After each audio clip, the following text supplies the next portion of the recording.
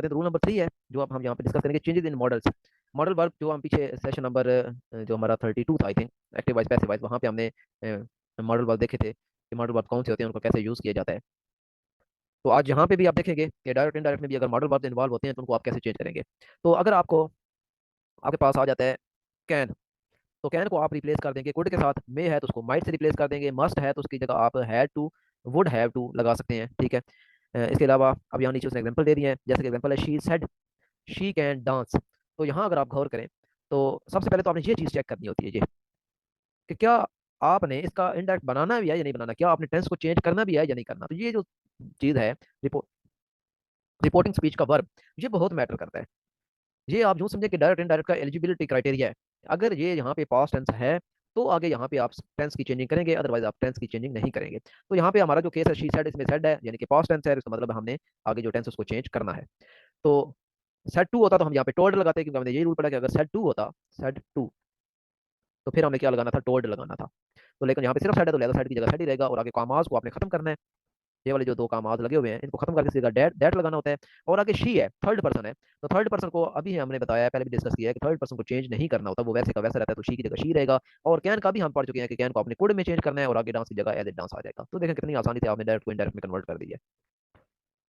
Next है she said I may busy, sorry, I may buy a dress. तो इसमें भी आप देख लें तो बड़ा आसान सा ये भी सेंटेंस है, तो सेड लगा हुआ है, तो सेड का मतलब है कि यहाँ पे पास्ट टेंस है और आपका ये जो रिपोर्टेड स्पीच है इसका टेंस चेंज होगा।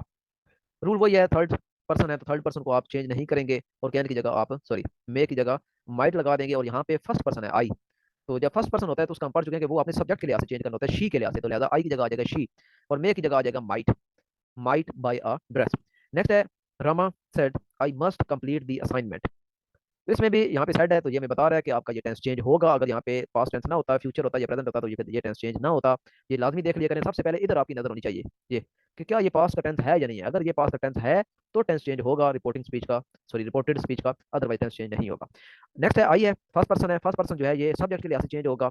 तो अब यहाँ पे रामा आया हुआ है, ठीक है, तो रामा सेड दैट, आगे अब आपने आई यहाँ पे है तो इसका मतलब है कि आपने सब्जेक्ट के लिहाज से चेंज करना है, तो आपने अब रामा नहीं यहाँ पे लगाना, बल्कि अब ये जिस भी कंट्री का नेम है, तो हमारे यहाँ तो राइमा अगर होता तो वो फीमेल के लिए नाम था, तो यहाँ पे शी आना था।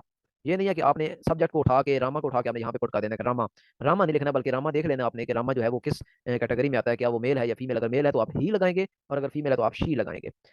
और मस्ट की जगह अभी ऊपर हम पढ़ चुके हैं कि आपने लगाना है मस्ट की जगह हैड टू, तो ये आ गया हैड टू, आगे कोई कंप्लीट द असाइनमेंट।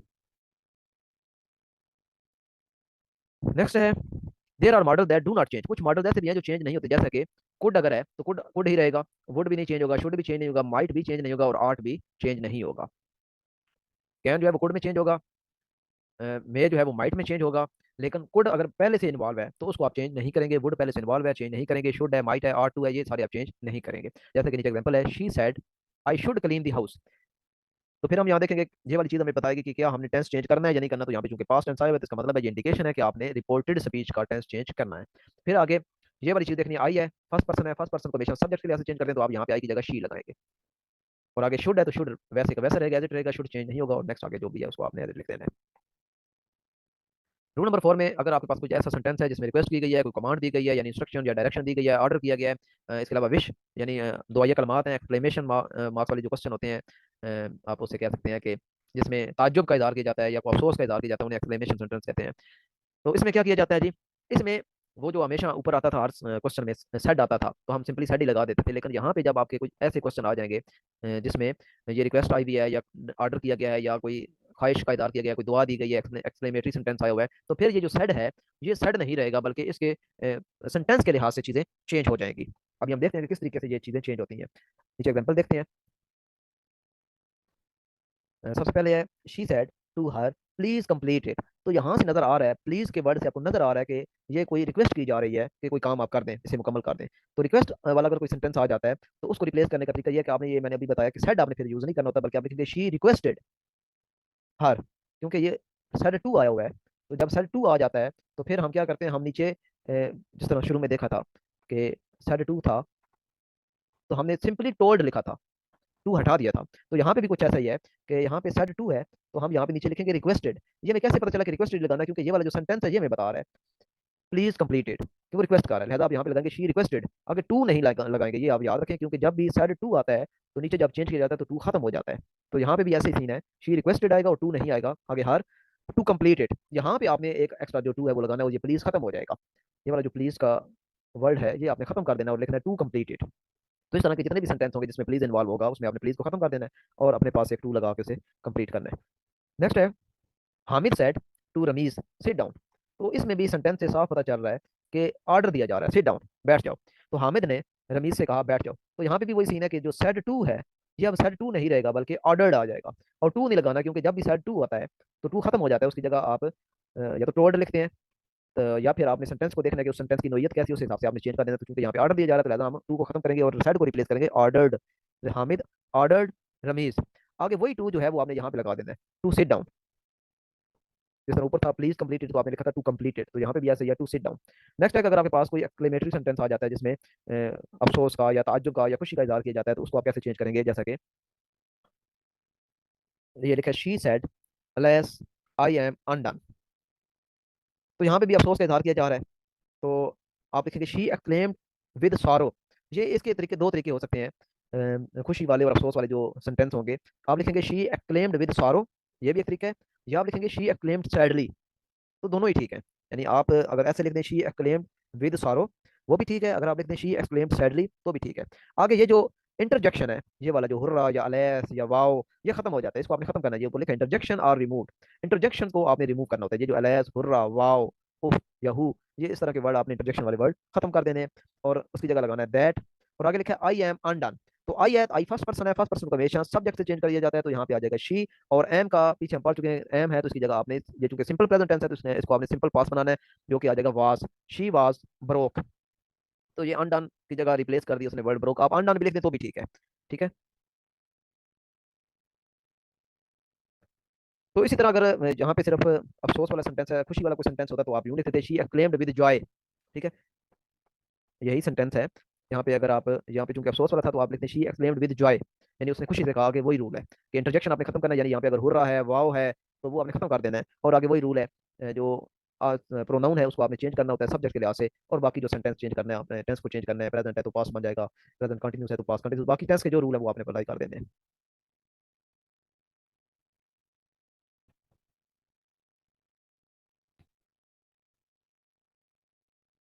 नेक्स्ट है चेंज ऑफ टाइम, कि अगर डायरेक्ट स्पीच में टाइम का जिक्र है तो टाइम के जिक्र को आप कैसे रिप्लेस करेंगे। अगर आपके पास टेंस के अंदर नाउ आया हुआ है तो नाउ को आप लिखेंगे देन, हेयर को आप बना देंगे देयर, अगो को आप लिख देंगे बिफोर, दस को सो, टू डे को आप दैट डे, टू को नेक्स्ट डे, दिस को दैट बना देंगे, यस्टरडे को आप प्रीवियस डे। ठीक है, यस्टरडे को आप प्रीवियस डे लिखेंगे, लेकिन यहाँ पे है द डे बिफोर तो ये भी आप लिख सकते हैं, यस्टरडे को आप प्रीवियस डे भी लिख सकते हैं और द डे बिफोर।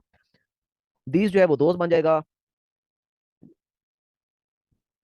और नेक्स्ट है कम बिकम गो, कम की जगह गो आ जाएगा। ये अब मुझे नहीं समझ आ रही कि ये मिस टाइप हो गया या क्या प्रॉब्लम है इसके साथ। और हैंस जो है वो बन जाएगा देंस। नेक्स्ट वीक जो है वो आपका फॉलोइंग वीक या कमिंग वीक। ठीक है, दोनों ही ठीक है। नेक्स्ट वीक को आप फॉलोइंग वीक भी लिख सकते हैं, नेक्स्ट मंथ को आप फॉलोइंग मंथ लिख सकते हैं या कमिंग मंथ भी लिख सकते हैं, दोनों ही ठीक है। अब नीचे कुछ एग्जांपल दी हुई हैं, जैसे कि he said his girlfriend came yesterday. तो यहाँ पे ये सेड है, ये सेड सबसे पहले लाजमी चेक करना है, ये बार बार मैं स्ट्रेस कर रहा हूँ क्योंकि यहीं से आपको पता चलना है कि आपने ये टेंस चेंज करना है या नहीं करना।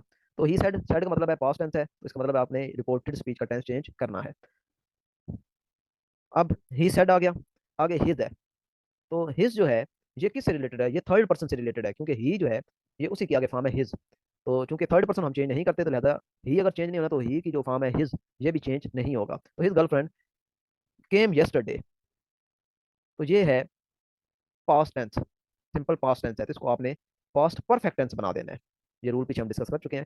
तो हैड कम आ जाएगा पास्ट परफेक्ट में, और यस्टरडे की जगह आ जाएगा प्रीवियस डे। ठीक है, या आ जाएगा the day before, the day before.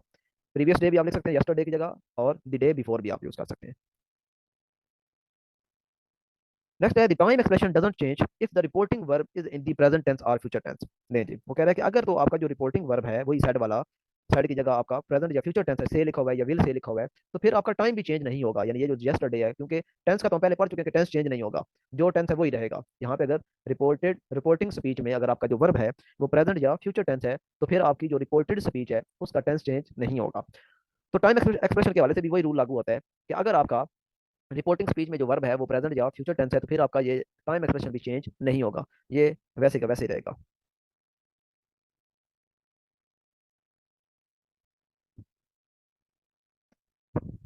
तो यहाँ पे कंफ्यूजन है कि रूल में मेंशन है कि doesn't change, time expression doesn't change, time change नहीं होगा, लेकिन यहाँ पे उसने चेंज कर दिया है, यस्टरडे की जगह द डे बिफोर। ये मैं क्लियर करके बाद में कन्वे कर दूंगा आपको। नीचे कुछ एग्जांपल लिखी हुई हैं, जैसे कि she said I have baked a cake, तो इसको उसने चेंज कर दिया है। यहाँ पे सबसे पहले बार बार मैं कह रहा हूँ, ये आपने लाजमी रिपोर्टिंग स्पीच का वर्ब देखना है, ये पास्ट होना जरूरी है। अगर आपने टेंस चेंज करना है तो ये पास्ट में होना चाहिए, अगर ये पास्ट में नहीं है तो फिर आपका रिपोर्टेड स्पीच का जो टेंस है वो चेंज नहीं होगा। तो शी सेड, आगे कॉमास खत्म करने तो उसकी जगह दैट आ जाएगा। आई फर्स्ट पर्सन है तो इसको आपने सब्जेक्ट के लिहाज से चेंज करना है, तो शी बेक्ड अ केक।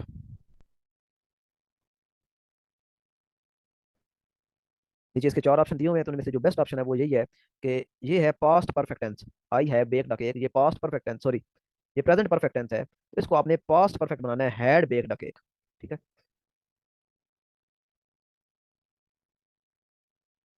तो नीचे बाकी भी एग्जांपल है। दूसरी एग्जांपल है, Ali said what a beautiful rainbow it is. तो ये देखें, ये वही ताज्जुब वाला फिक्रा है, सेंटेंस है जिसमें जो बंदा है वो इजहार कर रहा है एक किस्म का सरप्राइजिंग वे में, वो सरप्राइज हो रहा है कि जो रेनबो उसने देखी है वो कह रहा है कि ये कितनी खूबसूरत है। तो ये एक्लेमेटरी सेंटेंस में आता है, और इसको चेंज करने का रूल हम देख चुके हैं पहले, कि अली एक्लेम्ड विद वंडर, क्योंकि वो ताज्जुब से ये बात कर रहा है कि ये कितनी खूबसूरत रेनबो है, तो आप लगाएंगे Ali acclaimed with wonder that the scenery was very beautiful. तो सीनरी खैर यहाँ पे नहीं आना चाहिए, रेनबो की जगह रेनबो ही रहने चाहिए। ठीक है, रेनबो को रिप्लेस नहीं करना चाहिए। ठीक है। तो Ali exclaimed with wonder that the rainbow was very beautiful, यहाँ पे है what a beautiful rainbow it is, इसको आपने लिखना है that the rainbow was very beautiful.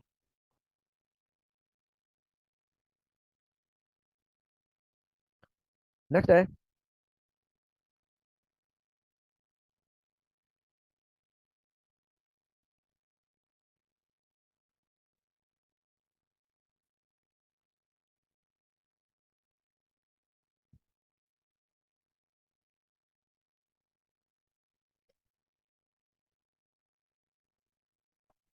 Next sentence है, this world she said is full of सारो, यानी ये जो दुनिया है ये गमों से भरी पड़ी है। Wish that I were that, मेरी ख्वाहिश है कि मैं मर जाती। ठीक है। तो थोड़ा सेंटेंस को उसने अजीब से तरीके से लिखा है, तो इसका जो करेक्ट है वो ये है, शी ऑब्जर्व दैट, यानी ये जो उसने बात की है उसकी ऑब्जर्वेशन की बेस पे है। तो she observe that the world is full of sorrow she wish to be dead, तो ये इसका करेक्ट इनडायरेक्ट होगा।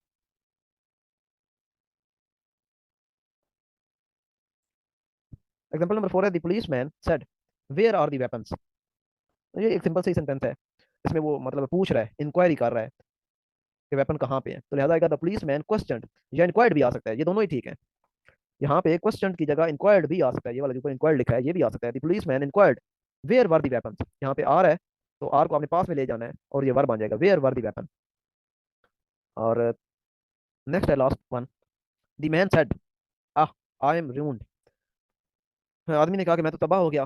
तो इसका रूल हम पीछे पढ़ चुके हैं कि यहाँ पे चूंकि अफसोस की बात हो रही है, तो लिहाजा आप लगाएंगे the man exclaimed with sorrow that he has ruined, क्योंकि आई है तो आई को आपने चेंज करना होता है, सब्जेक्ट है तो सब्जेक्ट है मैन, तो मैन की आपने यहाँ पे मैन नहीं पुट कर देना दैट मैन वाज रून्ड, बल्कि आपने उसका जो फॉर्म है ही, उसका प्रोनाउन यूज करना है, ही वाज रून्ड। यहाँ पे एम है, प्रेजेंट टेंस है, तो आपने चेंज करना है पास्ट में, ही वाज रून्ड।